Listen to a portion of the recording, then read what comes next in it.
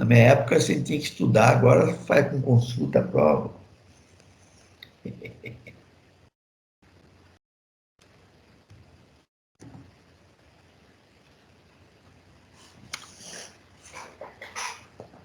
Ó, vou fazer chamada aqui. Quem tá, quem não tá, falta. Pronto. Mentor. Inovação. Eita, nós.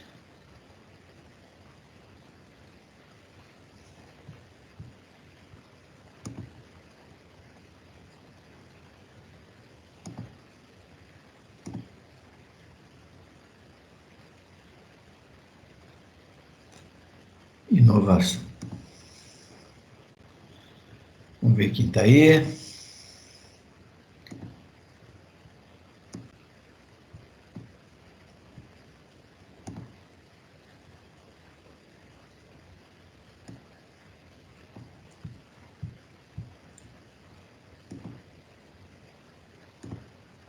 Carlos Eduardo está aí? Não. Davi? Não. Felipe? Não. Francisco? Não. Gabriel? Não. Gabriele, sim. Guilherme, sim. Gustavo, não. Heitor, não. João Lucas, sim.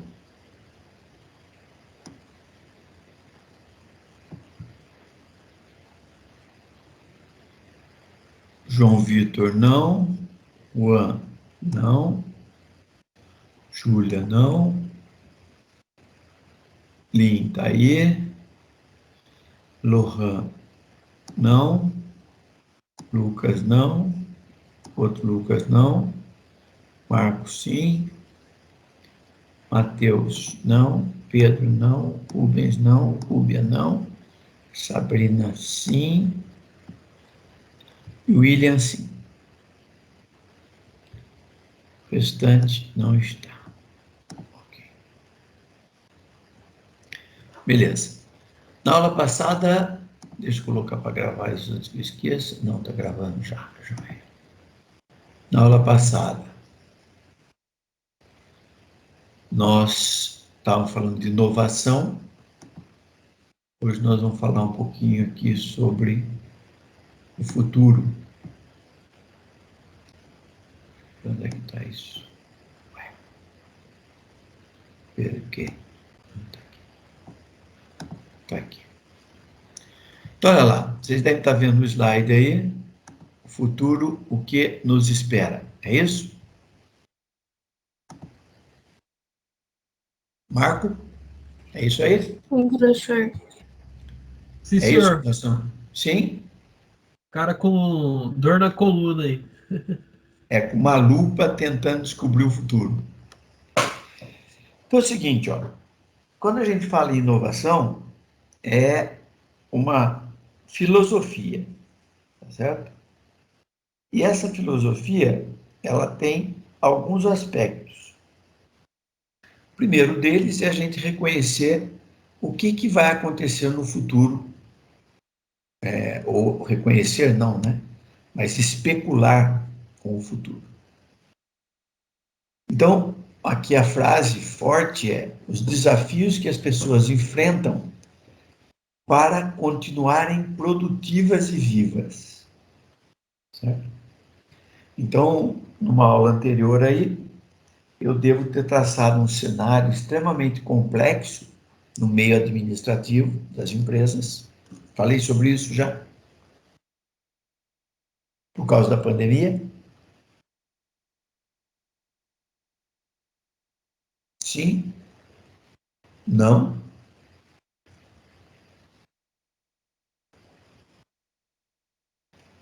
Vocês estão aí? Estamos sim. Acho que o senhor Não me falou um lembro, pouquinho. professor. Então, se eu já falei, vou falar rapidinho. Ó, até 2, 3 anos atrás, a maioria, ou 99% do reflexo da evolução, das inovações, né, da tecnologia afetaram os meios produtivos. Então, as empresas investiram em tecnologia e reduziram muito a necessidade de mão de obra. Certo? Acho que eu já citei aqui que eu assumi uma área em 92, 93, 94, com 360 funcionários. E começo de 96, eu me afastei da área, continuei ainda mais um ano como chefe, mas me afastei, deixei um substituto, e tinha 90 funcionários. Por quê? Porque se substituía a máquina da época do Zagaia por máquina moderna, em que era totalmente automatizada e não precisava de tanta mão de obra como tinha antes. Antes disso,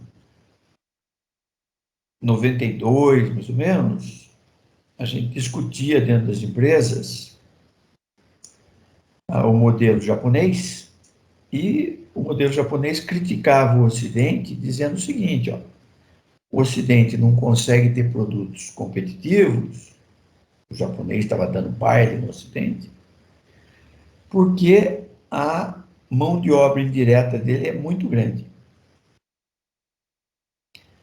Enquanto o japonês tinha 5 níveis na estrutura, uma GM da vida tinha 22 níveis. Cada nível desse, né, são pessoas improdutivas que ganham para cuidar de outras pessoas. Então, em 23 níveis, produzindo é o primeiro nível. Aí, dali para cima, supervisor, encarregado, chefe, tudo é média direção, média gerência, que não produz. Só que as empresas não tinham coragem de mexer. E com a pandemia, que parou tudo, as empresas tinham que arriscar com seus funcionários da linha de produção, porque senão parava de vez o mundo. Porém, o pessoal de administrativo ficava em casa. Ou com home office, ou com layoff. Home office, trabalhando em casa pela internet, ou layoff, ou seja, não ia trabalhar, mas também não fazia falta.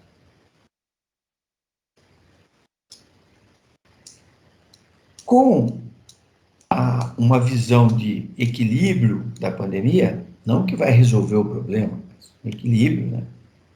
A gente vai ficar escravo dela para sempre, assim como é da gripe H1N1 e tal, que todo ano tem que tomar reforço de vacina.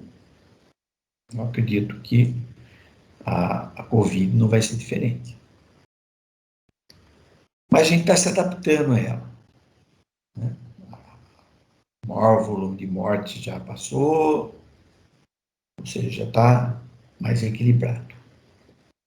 Porém, vem uma nova crise, e essa nos envolve, que é a crise das atividades administrativas. Porque tudo que se aprendeu em relação ao que é e o que não é necessário nas empresas durante esses últimos 20 meses, já quase chegando nos 24 meses, vai começar a afetar a vida de todos nós. Quem está na linha de produção, acho que o que tinha que mudar muito em termos de tecnologia já mudou. Não quer dizer que vai parar, mas o grande impacto já veio. Agora o grande impacto vem nos cargos de gerentes. E aí, quem não se adaptar, está fora. Quem, durante a pandemia, não foi necessário e achou que estava de férias em casa, Dançou. Eu conheço uma pessoa que durante a pandemia viajou a cada 15 dias para algum lugar distante. E contente. Não, com a pandemia eu pude viajar e tal. E eu fiz uma pergunta outro dia, mas você não foi requisitado pela empresa? Não, não. Minha área, não. Eu sou cético. Eu acho que provavelmente o cargo dele está sendo extinto e ele nem sabe. Porque durante a pandemia, quem era necessário estava em casa, de repente ligaram e falaram: Ó, você vai ter que trabalhar home office, porque nós vamos precisar de você. Quem não recebeu uma ligação dessa e falou: estou precisando de você aqui, a empresa descobriu que não precisa da pessoa. Então, se esse material que eu estou apresentando aqui já era importante, o ano passado eu não dei essa disciplina. Ano retrasado eu acho que eu dei.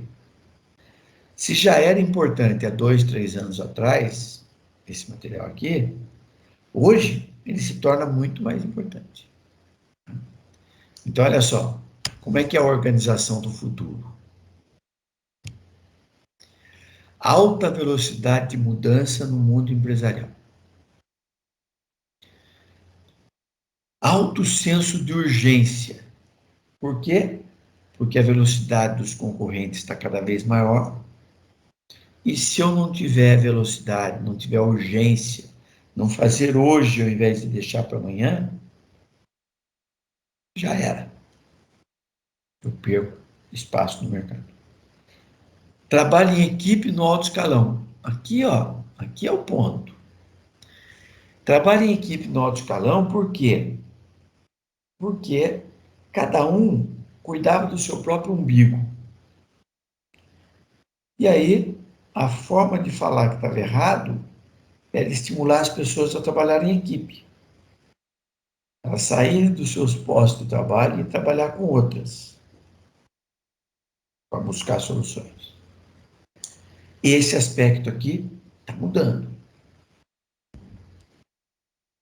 Aquela pessoa que era individual lá, que as pessoas tinham medo de mexer, hoje, se ela não se adaptar efetivamente a tirar melhor proveito do trabalho em equipe, ela não vai sobreviver. Organização formada por pessoas que criam e comunicam suas visões. Então, quem não estiver enxergando o futuro, enxergando o que quer para ele no futuro, e falando para as outras pessoas, falando para a direção da empresa e tal, está fora. Eu me lembro que eu tenho um amigo que ele era diretor numa empresa e ele foi para diretor de uma empresa que eu trabalhava. E daí, o dia que nós conversamos, que ele estava indo para lá, ele falou: pô, eu fui entrevistado. E o cara perguntou para mim: quanto tempo você acha que você vai trabalhar aqui? Eu falei para ele: ó, se vocês me derem outros desafios, eu acredito que eu posso ficar uns 6 anos, 7 anos. Agora, se eu ficar nesse cargo que vocês estão me colocando aqui, eu vou ficar 2 anos só, no máximo. E o cara que estava me entrevistando, ele falou: ficou assustado? Como é que eu estou falando que eu vou embora? Eu tive que explicar para ele: não é que eu vou embora.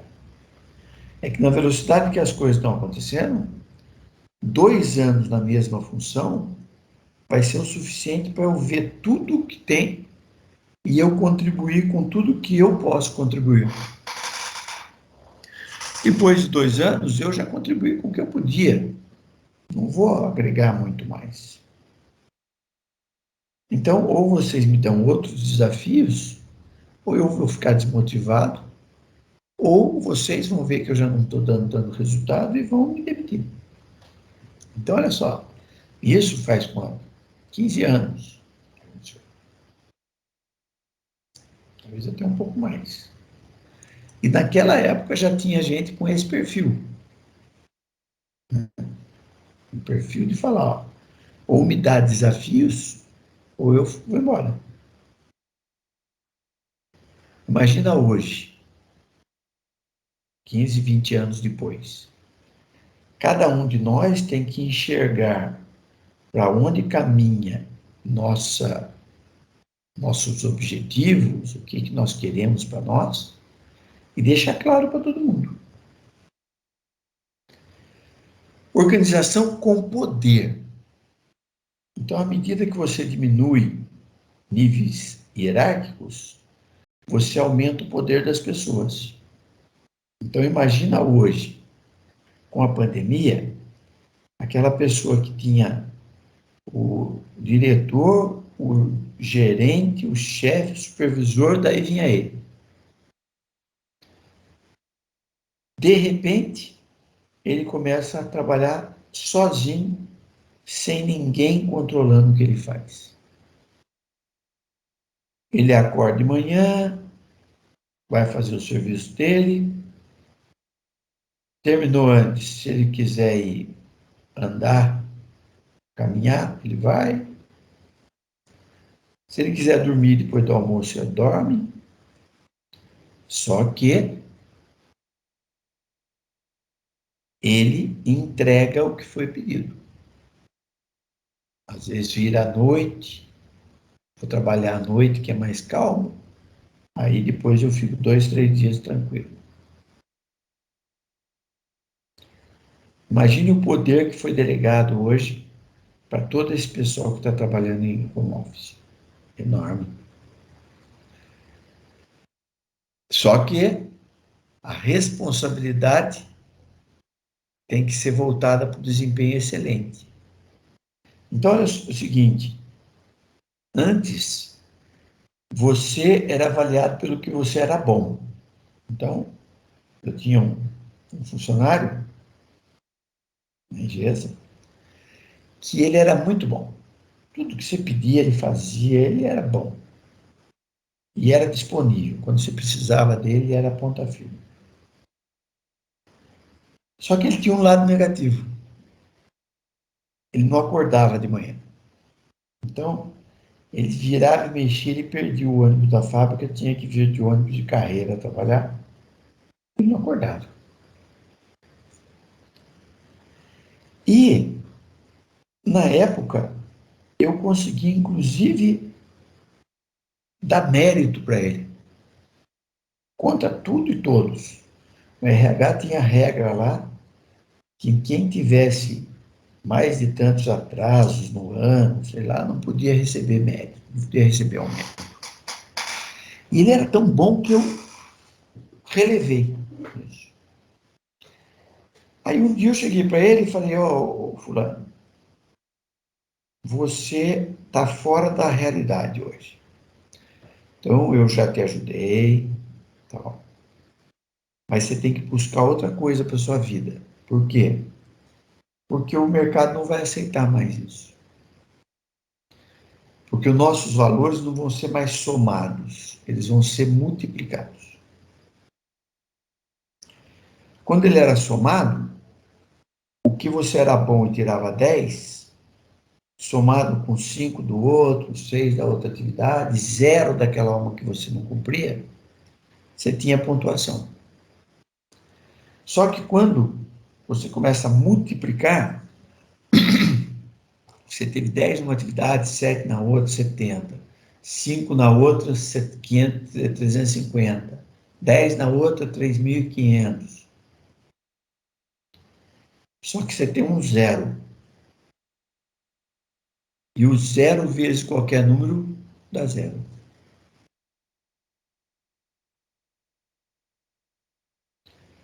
Então, hoje, se você não cuidar de ter desempenho excelente em todas as características que esperam de você, você não está atendendo mais o mercado. Sem interdependências desnecessárias. Então, o chefe do chefe do chefe e eu tenho que responder para um que vai passar para outro e tal, sem ter uma ligação direta com quem toma a decisão. Já estava acabando no passado, com a experiência da pandemia, vai zerar. E a cultura corporativa tem que ser adaptável. O que é? O mercado muda, a empresa rapidamente tem que se adaptar a ele. E o que a gente precisa fazer para viver nesse mundo aí? Várias coisas, dentre elas, conhecer os passos dos nossos concorrentes diretos. Então, antes era possível você ser engenheiro sem se preocupar muito com quem estava à sua volta. Hoje, cada engenheiro que se forma é seu concorrente e você tem que acompanhar os passos dele. Certo? Se ele for fazer um curso extra ali para especializar numa área, você também vai ter que buscar seus cursos extras para especializar numa área. Por quê? Porque isso passa a ser padrão. Né? Passa a ser padrão. Quer ver uma coisa que foi padrão? Eu me formei em 85. E eu fazia estágio na Engesa e virei engenheiro lá. Aí eu falei, vou fazer uma pós-graduação. Por que eu pensei isso? Porque os outros engenheiros que estavam lá, todos estavam fazendo. O pessoal se formava no ITA, ia fazer, na Poli ia fazer, em todo lugar. Eu, formado em Taubaté, falei, tem que fazer também, porque eu estou ficando para trás. E aí eu tentei entrar na Getúlio Vargas, para fazer SEAG, lá em São Paulo, não tinha esse monte de MBA que tem hoje. Era um curso de pós-graduação para graduados, né? Pós-graduação em administração, 2 anos e meio, tinha vestibular ferrado, com 3, 4 mil candidatos para 240 vagas. Não passei no primeiro vestibular que eu fiz. Entrei para fazer um curso de administração financeira, uma parceria da Unital com o INPG, Instituto Nacional de Pós-Graduação. Mas 6 meses depois eu prestei de novo e entrei na GV. Durante 6 meses eu fiz 2 cursos ao mesmo tempo. Após a administração financeira aos sábados e na GV segunda, quarta e sexta à noite, lá em São Paulo. E eu fui meio a cavalo, né? Fui na cola dos caras que estavam indo.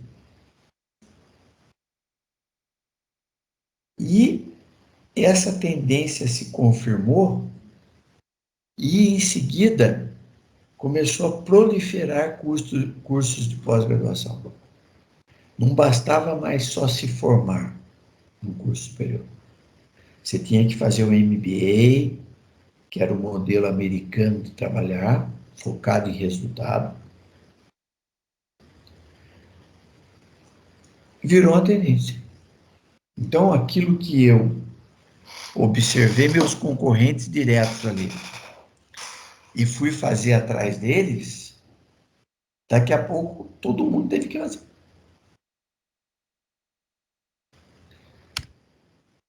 Tem que ter liderança e aprendizado vitalício. Olha só, o profissional desse século que nós estamos vivendo precisará conhecer mais sobre liderança e gerenciamento do que o funcionário do século XX.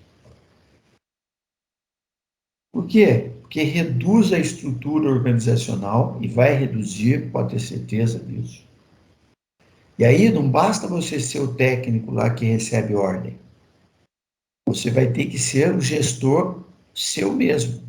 Você vai ter que administrar o seu tempo, vai ter que administrar seus desafios, suas atividades, porque não vai ter chefe mais. Nossa estrutura organizacional tende a caminhar lá para o japonês. 5, 6 níveis na estrutura e olha lá. Porque as empresas viram agora que é possível. E ela vai cortar os maiores custos com mão de obra que tem no mercado, que são os chefes de média chefia, os gestores de média chefia. É alto salário. Né? Você pega lá, o cara de linha de produção ganhando 5 mil reais, 4 mil reais, uma boa empresa. O chefe dele ganha 10. O gerente ganha 20, 30. Então, cada gerente equivale a 10 funcionários. Temos salário. O desafio nosso vai ser conciliar a responsabilidade de promover mudanças com a incerteza advinda do desconhecido, a solidão dos momentos de decisão e a necessidade constante de atualização. Então, escreva essa frase aí. Ó. O seu desafio como profissional, que tem que estar voltado para a inovação, que tem que se reinventar e tal, é conciliar a sua responsabilidade de promover mudanças, a incerteza que você tem que conviver, porque você está cada dia pisando em ovos em relação ao desconhecido, a solidão no momento de decisão, porque você não tem a quem recorrer, o mercado é competitivo, você tem que ter, você tomar a decisão, e, ao mesmo tempo, vai ter que dedicar parte do seu tempo livre para se atualizar. Ler, fazer curso, viajar, tudo. Para estar enxergando o mundo de forma mais aberta. E precisamos de empreendedores. A década de 90 testemunhou, uma reformulação no contrato de emprego. Ao invés de obediência, a parceria dos empregados. Década de 90, começou pesado a pejotização. Cargos altos, né, foram convidados a virar empresa. E vão analisar a vantagem para os dois lados. O cara que ganhava 10 mil reais, custava para a empresa 22 mil, mais ou menos. Então, pagava 10 mil para ele e mais 12 mil para o governo de encargo trabalhista. Só que o cara que tinha salário de 10 mil só recebia 7. Por quê? Porque 3 mil era desconto. Imposto de renda, GPS, o INSS, fundo de garantia, um monte de coisa.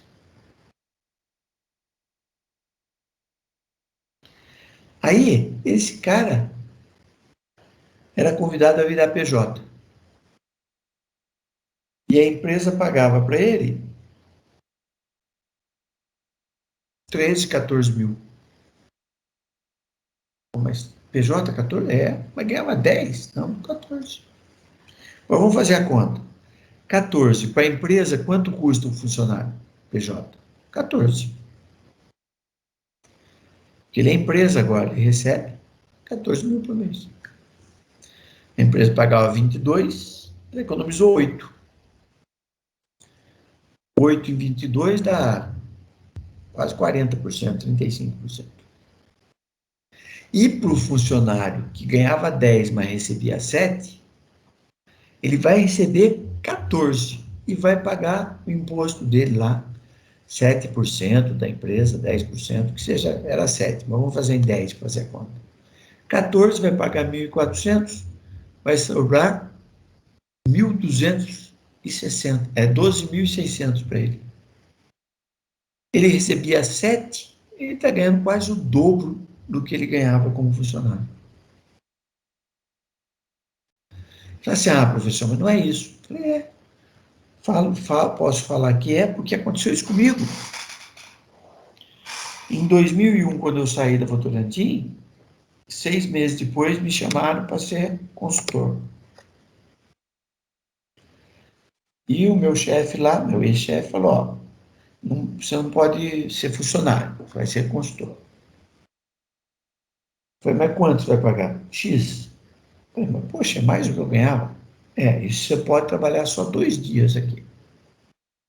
Então você vai ter que ser produtivo para justificar o que você está recebendo. E eu, descontando imposto, que eu já tinha outra fonte para dar aula no Unital, então tinha plano de saúde, não precisava abrir outro. Mas descontando imposto, eu recebia líquido o dobro do que eu recebia como funcionário da Votorantim. E a empresa pagava menos do que pagava para mim como funcionário. Então, década de 90 começou e eu vivi na virada da 90 para 2000. Logo em 2001 aconteceu isso comigo. E aí, o que aconteceu em 2017 foi a aprovação de uma lei, né, que permite a terceirização de atividades fins. Então, aquilo que era feito só com alta gerência, diretoria, quando eu passei a ser PJ, hoje pode acontecer com qualquer um. Por quê? Porque a lei reconhece que você pode terceirizar atividade fim. Então, vai mudar tudo. Já está mudando, porque a lei já tem aí 3 anos. Só não afetou mais porque ela foi aprovada no final de 17, 18 começou a ter alguma coisa, o pessoal vai aprender, vai entender como é que o juiz vai atuar, né? Porque se não entender como é que o juiz vai pensar, você vai fazer besteira. 19 começou a surgir os casos grandes, entrou a pandemia e parou. Mas a hora que acabar a pandemia, com certeza, esse vai ser uma nova realidade. Dentro da necessidade de empreendedores, o que é o empreendedor? O que é exigido em sua formação? É exigido que o indivíduo faça acontecer. Estou falando, esse material aqui não é de agora. Material de aula que eu dei, tem alguma coisa nova aqui, mas é de aula que eu dei há 2, 3 anos atrás. Já se falava que precisava de pessoas que faziam acontecer. Por quê? Porque a gente tem um dilema no mercado. Pessoas desempregadas, dizendo que não tem emprego, e do outro lado, empresas precisando de pessoas e tendo que trazer gente fora do Brasil. Embraer, quantas vezes eu vi a Embraer trazendo indiano, paquistanês para trabalhar por falta de mão de obra qualificada. Então, nós precisamos fazer acontecer, e para isso, aberto para inovação, enxergando oportunidades constantemente. É aquele que cria oportunidades, que assume riscos, porque às vezes você olha e fala, poxa, se fizesse isso aqui, aumentava a produtividade da empresa e reduzia custo. Mas daí o cara fala, e se não der certo? Eu perco o emprego. Então ele não arrisca. Só que hoje, a pessoa que não arriscar vai começar a ser vista como pessoa que não está de acordo com o que a empresa precisa. Então, se você acha que tem risco, Analise melhor. Na hora de apresentar, apresente para uma pessoa de confiança, para que ela ajude a ver possíveis falhas no seu raciocínio, mas não guarda aquilo lá achando que, deixa como tá, nada vai mudar. Porque daqui a pouco alguém vai fazer aquilo que você enxergou, você vai falar, puxa vida, o cara virou diretor e eu fiquei com medo, eu já tinha enxergado isso. Busca superação de obstáculos. Tem gente que encontra o primeiro obstáculo na frente, cruza o braço e morre. O profissional, o empreendedor, supera obstáculos. Ele tem um objetivo, ele vai alcançar esse objetivo. É um profissional que se responsabiliza por resultados. Não é pela execução, mas é pelo resultado. Mas o resultado não depende de mim. Então, sente com todos que fazem parte da cadeia de produção, mostre o que cada um tem que se responsabilizar e combina que cada um vai controlar o outro para não deixar o outro se acomodar. Por quê? Porque o que interessa para todos é o resultado. Não interessa você fazer a sua parte bem feita e o outro não fazer, porque não vai dar resultado lá na frente e a empresa não vai reconhecer que vocês fizeram a sua parte. Então tem que ter isso. Um profissional de múltiplas habilidades, porque nunca sabe que necessidade terá pela frente. Então, a polivalência, a multifuncionalidade passa cada dia mais a ser uma necessidade do empreendedor. Aí já está até aí, profissional polivalente. O que significa isso? Significa dominar conhecimentos conceituais, técnicos e procedimentais. E empreender demanda o domínio de teorias e conceitos. Qualquer pessoa pode ver liderança como uma relação de autoridade ou como relação de energização. Então é o seguinte, você pode estar lá, engenheiro, daqui a pouco virou chefe, gerente da empresa. O seu sucesso profissional, a hora que você passa a ser gestor, está em como você faz as outras pessoas produzirem. Você ganha para fazer as outras pessoas produzirem. E você pode adotar uma postura de ser autoritário. Faz do jeito que eu mando e não me enche o saco. Ou você pode ser aquele que energiza, aquele que dá as condições e estimula as pessoas para fazerem, deixando claro que você não é bobo, né? Que se a pessoa não estiver jogando no time efetivamente, você não tem nenhum problema de demitir ela. E se acontecer, você precisa pegar um e usar como exemplo. E daí os outros vão saber que se precisar você manda embora e eles vão acreditar que você está energizando e não sendo autoritário. Porque a linha entre um e outro é muito tênue, certo? Se as pessoas têm responsabilidade, você energiza, elas tocam e vão dar resultado, maravilha. Agora, se elas começarem a te testar e ver que você é bonzinho, que não vai fazer nada caso as coisas não aconteçam, aí, você tem que pular para a autoridade para mostrar que você prefere ir pela energização, mas que não tem nenhum problema em ter que demitir alguém e não vai ter nem peso na consciência se essa pessoa tem filhos, tem mulher, se vai passar fome, nada. Porque cada um de nós tem que se preocupar com as suas próprias responsabilidades. Quem tem responsabilidade de criar meus filhos e cuidar da minha família sou eu. E ninguém precisa ter dó de mim. Eu que tenho que ter dó de mim e falar, eu tenho que fazer o que é necessário para criar meus filhos. E não esperar a complacência porque eu não fiz a minha parte. Não fiz a minha parte, tenho que assumir responsabilidade. A essência de tudo isso está nesse desenho aqui, ó. O hoje é uma bolinha conhecida, redondinha.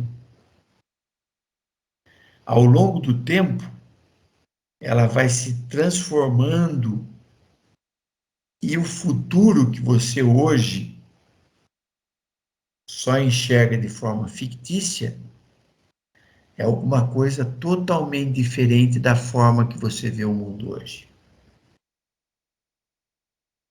Aquela bolinha redondinha que você enxerga, tudo interligado, o futuro quebra tudo isso. Por quê? Porque a gente não sabe que tecnologia está sendo desenvolvida, em que área ela vai afetar, a gente não sabe isso. A gente sabe que tudo está mudando, mas a gente não sabe direito como vai acontecer. O nosso papel como empreendedor aí é o papel de criar o futuro desejado. Nós temos que definir o futuro que nós queremos. E depois que você definir o futuro que você deseja, aí você vai definir os caminhos possíveis para você atingir o seu futuro. Tem uma frase que eu não sei se eu coloquei aqui na apresentação, que diz o seguinte, que não existe now perfeita se você não souber para onde você quer ir. O que é now? Um barco. Pode ter um barco sensacional. Se você não sabe para onde você quer ir, você fica que nem uma barata tonta. Igual uma rolha que você joga na água e ela fica sendo levada para lá e para cá sem destino. Tem um filme legal, que não vou lembrar o nome, parece que é Mar em Fúria. Acho que é esse mesmo. Veio de relance na cabeça. Um pescador, vocês assistiram? Alguém assistiu? Em que ele está pescando em alto mar e está se formando lá um furacão, sei lá o quê, e ele não sabe. Quando ele descobre que o furacão está formado, ele já está num local que está no meio do olho, como se diz, no olho do furacão em alto mar.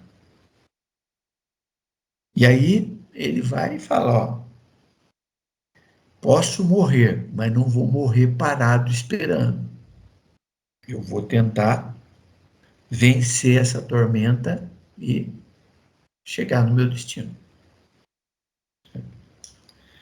Se não me engano, no fim ele morre, mas morreu lutando. Tá certo? Então, vocês têm que pensar. Se você ainda não pensou em você como empresa, o que você espera para você nos próximos 5 anos, porque você está no último ano agora, daqui 5 anos você tem 5 anos de formado. Se você não for atrás da inovação, não enxergar aqueles conceitos que nós vimos nas aulas anteriores, de crescimento disruptivo, que você aproveita o excesso de tecnologia desenvolvido pelas empresas mais desenvolvidas, mais ricas, e usar esse excesso de tecnologia para produzir produtos em alta escala, baratos, para atender as pessoas que têm menos dinheiro para comprar, e com isso ganhar muito dinheiro, depois investir em tecnologia e evoluindo, que isso é o crescimento disruptivo. Se você não enxergar onde você quer estar como pessoa, como profissional, como família, como crente, para construir a rede que vai te levar até esses objetivos, tem outra frase que diz: quem não consegue enxergar o futuro terá grande dificuldade de estar vivo quando ele vier. Vivo no sentido amplo, né? Não é só morte biológica, mas vivo no sentido de que participando efetivamente daquele futuro como um agente de mudança, agente participativo. Acima de tudo, a gente tem que fazer escolha daquilo que mais lhe agrade, pois os desafios serão grandes. Então, escolhe aquilo que você se dá bem e não vai ser só aquilo que você vai fazer, porque você vai ter que ser multifuncional, mas aquilo que você gosta de fazer, faça com esmero, porque a concorrência e o desafio vão ser enormes. Nós temos que lembrar que todos somos empresas. Se no passado nós fomos levados a crer que a gente era simplesmente mão de obra,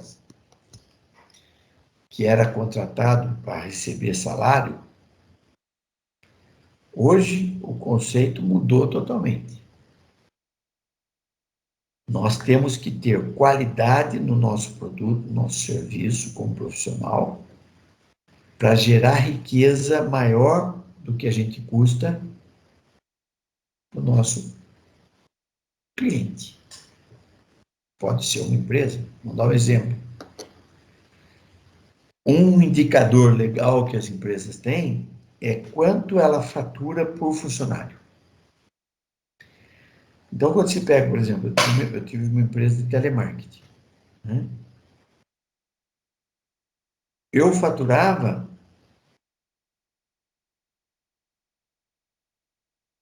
4 ou 5 vezes o que eu pagava para o funcionário. Como eu tinha que pagar mais uma vez para o governo, então eu faturava 2 vezes o que eu pagava para o funcionário, mais o custo trabalhista dele. Em termos de faturamento. De lucro, eu tinha o lucro de 1/4, 1/3 do que o funcionário custava para mim. Então, estou falando em valores aí que não chega a 10 vezes. Quando você vai numa montadora, como a Ford ou a Volks, né, que ela é extremamente automatizada, ela tem um nível de produção de alta produtividade, ela gera 150, 200 mil por funcionário. Então, fala assim, eu vou ganhar 10 mil, vou custar 20 e tantos para a empresa. Quanto que eu tenho que fazer a empresa ganhar para valer a pena ela me pagar isso? Se tiver numa pequena empresa, 2, 3 vezes o que você custa. Se tiver numa grande empresa, 150, 200 vezes. Agora, quando você pega, por exemplo, um diretor, um presidente de empresa, que ganha 100 mil, 150 mil por mês, por que ele ganha isso? Porque ele é o responsável direto pelo faturamento da empresa ser 100 vezes do que ele ganha por ano, por mês. Então, essa é a regra. Se você entrar e começar a ver, puxa vida, eu não faço nada, estão pagando meu salário. Será que eu vou sobreviver aqui? Acho que não, viu? Porque a hora que alguém enxergar que você não produz o suficiente para pagar o quanto você custa, você não é necessário.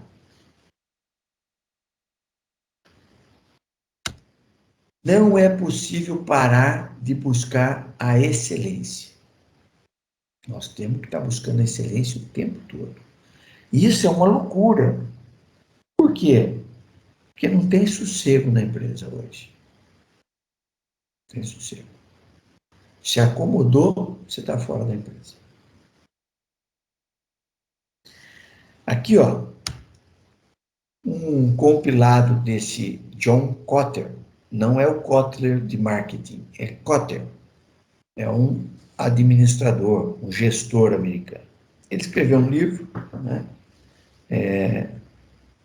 Não, nesse caso aqui foi um artigo, e publicou na Harvard Business Review, que é uma revista tecnológica, técnica, da Harvard. Ele publicou em 95. E até hoje, nas atualizações que eu faço no meu material, eu não encontrei melhor. Então, eu mantenho, né? Pode-se dizer que hoje seria já ultrapassado em tempo, mas ainda bom para a gente refletir. Vídeo. Por que que os esforços de transformação fracassam, falham? Então, o primeiro deles é não estabelecer um senso de urgência grande o suficiente. Isso acontece muito com o estudante, né? Entrou na faculdade há 5 anos atrás, como vocês entraram, e aí fala, tem 5 anos pela frente para eu me formar, lá na frente eu me preocupo mais. Então, não aproveita os 5 anos efetivamente, tirando tudo que pode de professores, de laboratórios e tal, porque não cria um senso de urgência, certo? Quem viveu dificuldades na vida tem um senso de urgência maior, porque ele não está pensando só em ele ter uma vida melhor. Quando ele vem de família humilde e ele vence ali, ele olha para aquilo que ele está conseguindo como sendo formas de mudança da família como um todo. E aí ele não pode olhar para a vida futura dele, que ele tem 40, 50 anos pela frente para viver. Ele começa a olhar para o tempo de vida que os pais têm pela frente, que os avós têm pela frente. Então, ele não pode deixar para amanhã para ele ter sucesso. Porque amanhã, aquelas pessoas que ele quer ajudar já não pode não estar mais vivas. Então, ele tem urgência. Segundo erro, não criar uma coalizão forte o suficiente em torno da ideia. Esse aqui é um caso que sempre acontece. Eu dou aula na pós-graduação, né, no mestrado. E às vezes aparece um aluno ou aluna em que vive tendo problema. E agora com a pandemia ficou claro isso. Mesmo na aula online, quando eu chamava alguém para falar alguma coisa, abria o microfone lá, 2 filhos falando que não é uma matraca em volta da moça. Eu fico olhando e falo, puxa, como é difícil a vida das pessoas. Ela não conseguiu ter a coalizão em torno daquele objetivo. O que é a coalizão? Pô, ela está trabalhando lá, engenheira, tem um salário, mas está enxergando que precisa evoluir. Aí ela chega para o marido e fala, ó, eu vou ter aí 1 ano e pouco fazendo crédito mestrado, que até vai ter uma facilidade por causa da pandemia, está tendo aula online, então nem vou precisar sair. Você topa eu fazer isso? Eu vou melhorar minha empregabilidade, posso ser promovida, ganhar mais e tal. Beleza. Mas posso contar com você? Pode. E não conta. Por quê? Porque imagina você estar assistindo aula, 4 aulas seguidas que eu dou na pós, de temas complexos, que tem muito raciocínio, muita coisa, muito cálculo, e o marido não ajudar a cuidar dos filhos naquele momento em que ela precisaria ter sossego para estar estudando.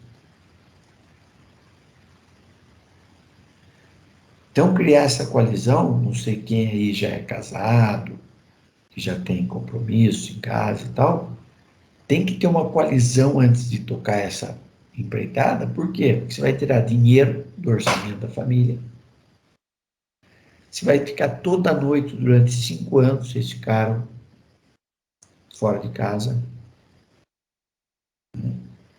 Tudo isso tem que ter uma discussão em casa para amanhã a mulher ou o marido não ficar cobrando, você fica fora o dia inteiro e não é à noite fazer isso e sobra para mim aqui e tal. Se os dois não tiver muito claro dos objetivos que eles têm no futuro, a pessoa não consegue terminar o curso. E vocês devem ter visto gente que começou o curso, não sabe nem por que não terminou, e muitas vezes é porque começou a ter problema em casa. E isso acontece nas empresas também. Então, quando você enxerga alguma coisa, você tem que ter apoio de outras pessoas para que ajudem, ao invés de atrapalhar você a fazer a transformação. Não ter uma visão clara que reflita a mudança. Eu não sei bem o que vai acontecer. Não aprofundei, não enxerguei, não pedi ajuda para alguém avaliar junto comigo.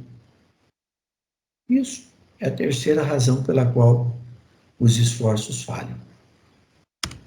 A quarta é comunicação.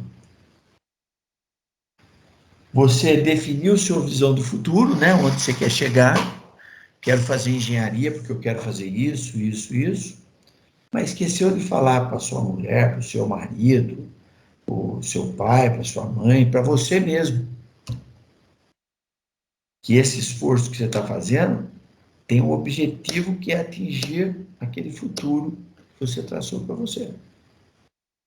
E se você não tiver isso a ferro e fogo, você vai falhar, vai desistir no meio do caminho porque perde de vista o que te levou a assumir compromisso. Falha em remover obstáculos. Obstáculos vão acontecer o tempo todo. O tempo todo.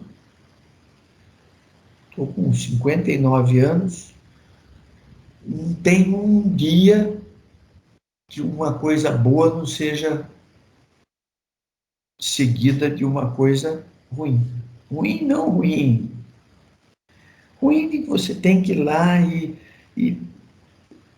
vencer o obstáculo. Tem. Não dá para desistir. Não planejar sistematicamente vitórias de curto prazo. Num curso de engenharia de 5 anos, é uma droga. Tá? Que já foi discutido, eu já discuti em vários locais, que... E daí tem um outro ponto, eu vou falar os dois lados, que deveria ter diploma para cada etapa do curso. Para a pessoa, no final do primeiro ano, receber um diploma. No final do segundo, receber outro. No terceiro, diploma não, certificado. E no quinto, recebe um certificado do quinto ano e um diploma. Agora você é engenheiro. Por quê? A cada certificado desse, você tem alguma coisa que pagou pelo seu esforço. Então, são essas vitórias de curto prazo aí. Já venci esse obstáculo, já ganhei isso, já atingi isso. O lado negativo disso que eu estou falando é que começou a se pensar em fazer isso em alguns lugares. Só que a pessoa é tão imediatista que a hora que ela recebe o primeiro diplominha dela lá, ela se dá por satisfeita e para. Ao invés de ser uma coisa para estimular a pessoa a pegar com afinco e ir até o fim, ficou satisfeito, já recebeu um certificado, para que eu continuar estudando? Fala, professor, não acontece isso. Acontece.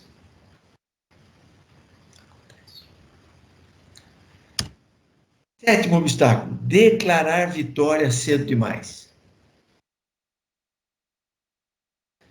Já passei no vestibular, entrei na engenharia, agora é só esperar o canudo daqui 5 anos. Já sou engenheiro na empresa aqui, já estou ganhando aí 3, 4, 5 mil, estou ganhando mais do que a maioria das pessoas, estou satisfeito, dançou. Se achar que aqueles 5 mil tá bom, vai acomodar e daqui a pouco vai ser mandado embora porque não quis ganhar 10 mil, 15 mil, 20 mil. Porque quando a gente quer ganhar mais, a gente está disposto a trabalhar mais para atingir aquele objetivo. Quando se acomoda, você não está disposto a dar um passo a mais para buscar novidades, conhecimentos novos, inovações e tal, porque não, já estou satisfeito, não preciso de mais do que 5 para viver. Oitavo erro, último, não ancorar, não atrelar as mudanças nos valores da família. É aquilo que eu falei, né? Você não demonstrou para sua mulher, para o seu filho, para o cachorro, para o pai, para a mãe, para a tia, para o tio, por que que você está fazendo esse esforço, eles vão ficar, você está, quinta-feira a gente vai fazer um aniversário aqui em casa, você está convidado. Aí você fala, ó, tia, desculpa, não vou, porque eu estudo. Ah, mas só um dia. Acontece.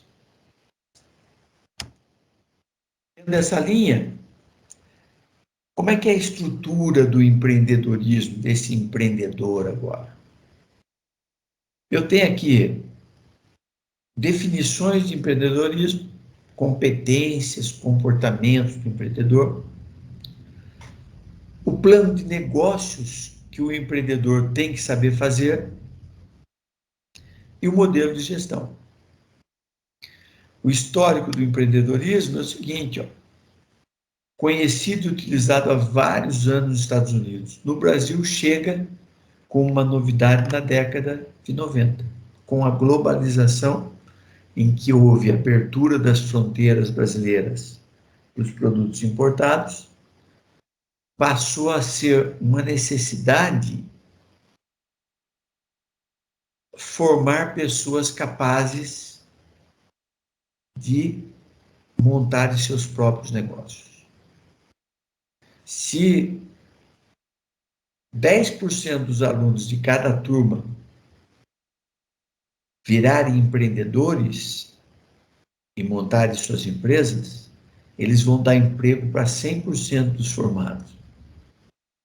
Porque cada empresa emprega 10 pessoas, no mínimo.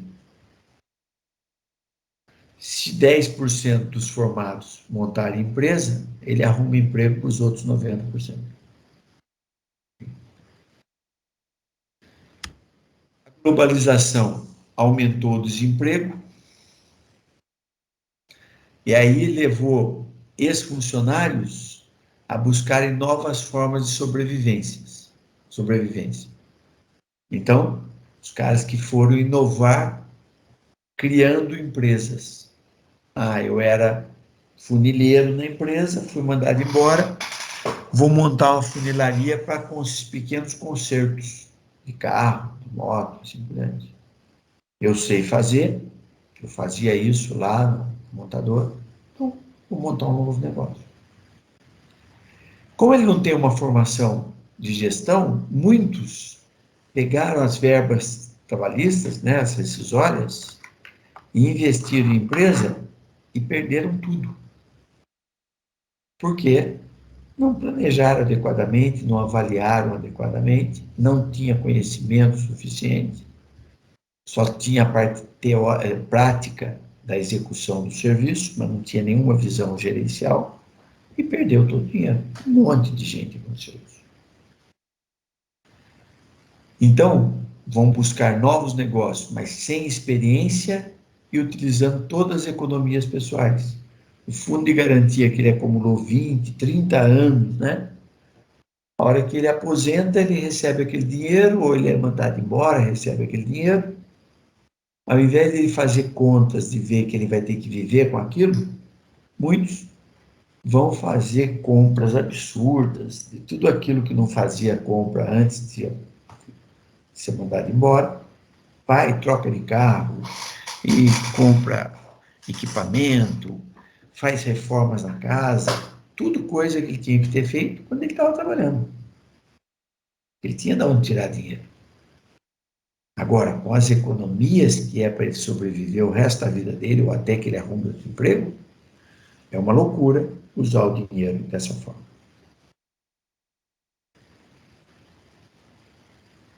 Tem muito herdeiro. O que é o herdeiro? O Brasil é conhecido como um país em que o pai é rico, o filho é nobre e o neto é pobre. O que é isso? Aquela pessoa que viveu a dificuldade e que vê que tem que arregaçar a manga e trabalhar para ganhar dinheiro, o Brasil é tão bom em recursos naturais e tudo, que quem segue essa linha vai se dar bem. Trabalhando muito, se dedicando muito e tal, vai se dar bem. E aí, no Brasil se diz que esses que se dão bem porque viveram dificuldades na infância e tal, eles constroem suas empresas, mas sem preparar os sucessores. Na verdade, ele destrói os sucessores porque ele dá toda a mordomia para os filhos, sem exigir deles que eles trabalhem para entender a importância do trabalho. E aí, ele cria um monte de filho nobre, que anda de carrão, viaja para cima e para baixo, frequenta lugares caros, nobre. E aí, quando ele morre, ou quando ele entrega as empresas para os filhos não têm nas veias correndo sangue de quem construiu a empresa. E eles começam a supor que eles têm condição de ganhar dinheiro sem trabalhar. E eles, com o poder na mão, acabam sendo mais perdulários ainda e destroem as empresas. E aí os filhos deles vão ser pobres novamente para recomeçar o ciclo. Certo? Então, os herdeiros recebem negócios prontos, não administram direito e perdem o negócio. E a nova economia hoje, com a internet, que a cada dia tem uma surpresa em termos de evolução, né, em que afeta totalmente nossas vidas. O que é empreendedorismo? Empreender, quando eu olho para as empresas, é identificar oportunidades, propor novas soluções para problemas e buscar vantagens competitivas. Fora da empresa, então, quando eu estou dentro da empresa, eu tenho que buscar oportunidades na empresa, tenho que propor soluções, tenho que buscar vantagem. Quando eu estou fora, eu tenho que tentar abrir minha própria empresa. E aí eu tenho que desenvolver as habilidades necessárias, técnicas e gerenciais. Não adianta eu só querer montar uma empresa com minha formação técnica de engenheiro. Até porque vocês têm algumas disciplinas administrativas, como a minha mesmo, em que normalmente os alunos dão menos valor do que para aquelas que são técnicas. Então, você não consegue visualizar, a maioria dos alunos não consegue visualizar a importância de uma disciplina de administração, uma de engenharia econômica, uma de inovação tecnológica. É meio que feito para passar e só. Só que essas disciplinas é que vão complementar sua formação técnica para você poder ter a habilidade necessária para ser um empreendedor, dentro ou fora das empresas, como empregado ou como patrão. Segundo o Dornelas, em 2010, ele diz que o empreendedorismo é um brilhante movimento que permite que as pessoas busquem e realizem seus sonhos, fracassem e tentem de novo, e busquem oportunidades que se encaixem em quem elas são, o que querem ser e como e onde querem viver. Isso é forte, por quê? A Ford, que é uma multinacional poderosa hoje, foi fundada pelo Henry Ford, que tinha falido meia dúzia de empresas antes de ter sucesso com a Ford. Então ele não desistiu. Ele tentou uma empresa, não deu certo, vou voltar a ser trabalhador de novo. Ganhou um dinheirinho, vou montar outra, não deu certo, vou voltar a trabalhar de novo. Outro, sobrou um dinheirinho, vou montar a empresa. Até que um dia ele acertou o passo. Montou a Ford e chegou a ser a maior empresa em termos de vendas do mundo em 1929, vendendo 1 milhão de Ford Bigode, Ford 29. E ele conseguiu isso porque ele massificou a produção e a venda de carro. Até então, até ele, os carros eram objeto de luxo, fabricados um a um e vendidos só para os ricos. O Ford entrou, falou, não, carro é para todo mundo ter. E para baratear o custo, eu vou fazer carro tudo igual. Então, o carro dele era tudo preto, com um motor só, não tinha variação. Né? Ele até dizia o seguinte, a pessoa pode ter o carro da cor que quiser, desde que seja preto, porque é o carro que eu faço. E com isso ele conseguiu vender o carro barato e todo mundo tinha carro. Depois que todo mundo tinha carro, aí as pessoas querem ser diferentes. Então, primeiro as pessoas querem ter, depois ela quer ser diferente. Então, quando eu não tinha carro, eu quis e comprei um carro preto da Ford.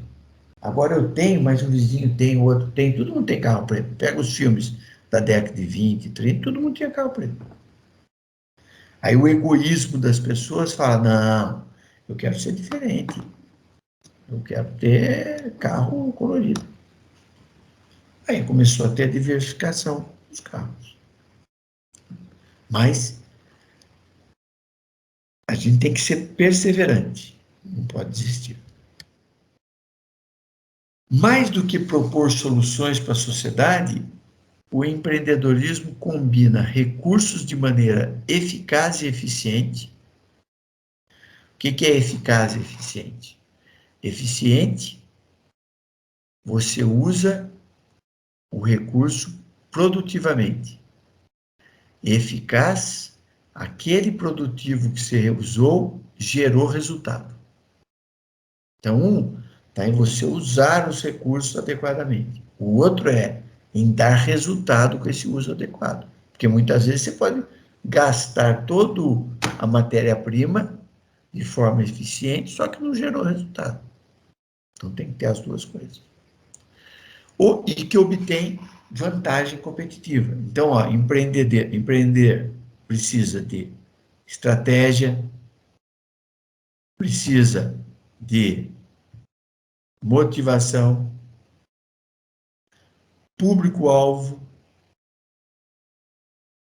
planejamento, ideia, marketing, visão de futuro e localização, onde é o local onde eu vou estar empreendendo. O empreendedor deve buscar oportunidades sempre, ser um inconformado. Buscar o ambiente, observar o ambiente com profundidade, não é olhar en passant, né? Olhar de forma superficial. É olhar entendendo o que está acontecendo e vendo como que pode tirar proveito daquilo. Tem que ter foco na liderança. Se você for liderado, dificilmente você vai ser um empreendedor. Então, liderança não é ser chefe, é tomar a frente, mostrar habilidade, mostrar disponibilidade para ajudar outras pessoas, assim por diante. Tem que ser aquele que define e é guardião da missão que irá mudar o meio. Então, você olhou e falou, vou mudar o meio assim. E é guardião dessa missão para que ela evolua efetivamente na direção que se deseja. Atributos do empreendedor: coragem, compromisso, determinação, voltou a liderança aí, obsessão pela oportunidade, tolerância, porque você vai assumir riscos, vai enfrentar ambiguidades e incertezas. Tem que ter criatividade, autossuficiência e adaptabilidade. E tem que ter motivação para se destacar em relação às outras pessoas. Okay? Quando você vai empreender, quando você vai inovar, vai montar uma startup, vai correr atrás de um conhecimento para transformar em negócio e tal, você precisa fazer um plano de negócios. O que é um plano de negócio? É um documento, né, em que você descreve tudo sobre aquele negócio. Então, como é que foi a ideia? Aí, onde é que você levantou a possibilidade de produzir aquilo? Quem são os concorrentes? Quanto que é possível faturar com aquilo? Quais são os conhecimentos necessários? Quais são os equipamentos necessários? Quanto dinheiro precisa?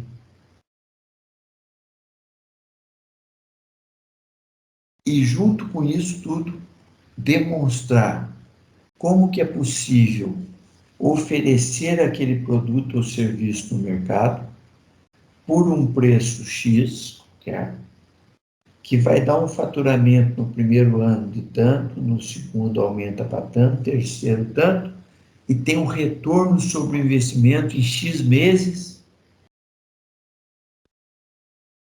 e consegue mostrar isso e ser apoiado pelos investidores.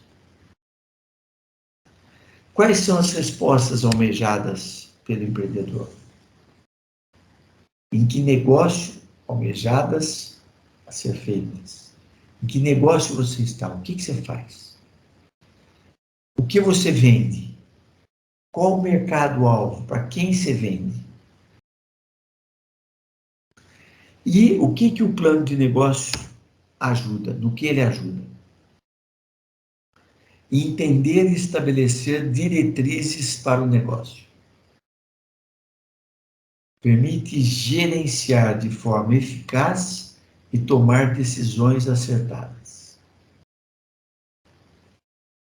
Possibilita monitorar o dia a dia da empresa para ver se ela está indo em direção ao objetivo que foi traçado.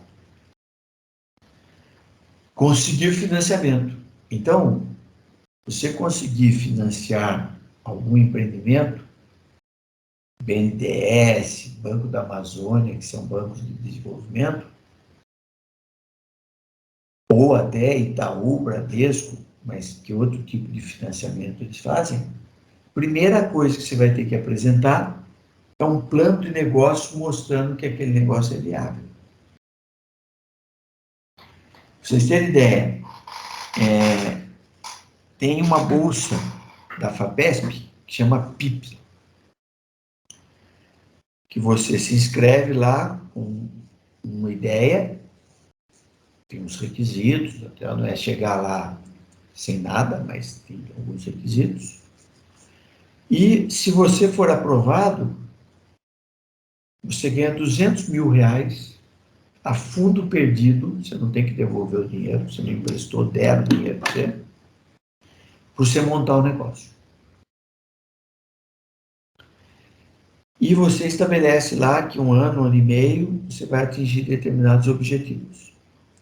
Se você atingir aqueles objetivos, você pode reivindicar a segunda fase do PIP. Você vai mostrar que usou o dinheiro efetivamente, mostrar os resultados e mostrar por que você precisa de mais dinheiro agora para ampliar o negócio. Ou seja, você tem que ter sucesso. Se você montou um negócio e não deu certo, esquece. Mas se você teve sucesso, você entra com pedido e os caras na segunda fase dão 1 milhão para você investir na sua empresa. Só que, de cara, para você se inscrever, você tem que fazer um plano de negócio. E nos últimos tempos, como surgiram muitos paraquedistas com essa história de Shark Tank, né? O pessoal olha e fala, eu também consigo fazer isso e tal, e daí começa a fazer muito paraquedismo, né? E muita gente começou a se inscrever, ter boa lábia e conseguir os recursos, e não dá em nada, né? Todo mundo gostaria de pegar 200 mil, né? Se você ganha 5 mil por mês hoje, você tem garantido quanto? 40 meses de ganho extra de 5 mil reais com os 100 mil, com os 200 mil que você pegou lá da FAPESP. Dá para viver bem. Só que você não investiu como devia, está queimado no mercado. Você não consegue mais verba em nenhum lugar. Quem é o público-alvo? Não fui até o fim. Identificar oportunidades e transformá-las em diferencial competitivo. Estabelecer comunicação interna eficaz e convencer o público externo. Quem é o público-alvo desse processo? Incubadoras. Então, eu tenho uma ideia, preparo um plano de negócio para apresentar numa incubadora, responder um edital, chamando empresa e tal, né? E ter um bom plano de negócio que vai te agraciar com a escolha. Vamos dar um exemplo de experiência que eu tenho com isso aí. Tem um professor na universidade, chama Ederaldo, não sei se vocês conheceram ele. Ederaldo é um empreendedor e realizador. Há muito tempo atrás eu ajudei ele num plano de negócio de um prêmio que ele participou do Banespa. E ganhou na época 100 mil reais. Há muito tempo atrás. Bastante tempo. Aí, cerca de 2 ou 3 anos atrás, tinha um prêmio internacional de inovação. Aí ele me procurou e falou, Alexandre, eu queria que você fizesse junto comigo. Eu vou com a parte técnica, você faz a parte de plano de negócio para a gente escrever. Nós éramos a única universidade municipal e pequena. Competimos com 19 outros grupos da USP, Unicamp, São Carlos, Federal de São Carlos, Universidade de Pernambuco, Belo Horizonte, 19 no Brasil. E o trabalho todo era apresentar um plano de negócio bem elaborado, com dados. Resumindo, nós ganhamos a Etapa Brasil. Um belo dia tinha a final internacional.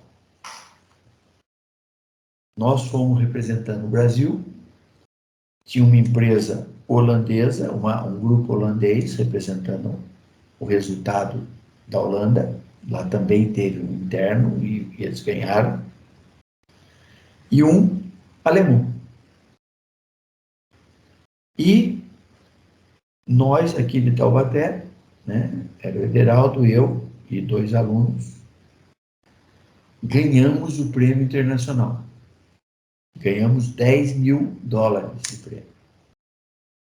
Certo? Com um plano de negócios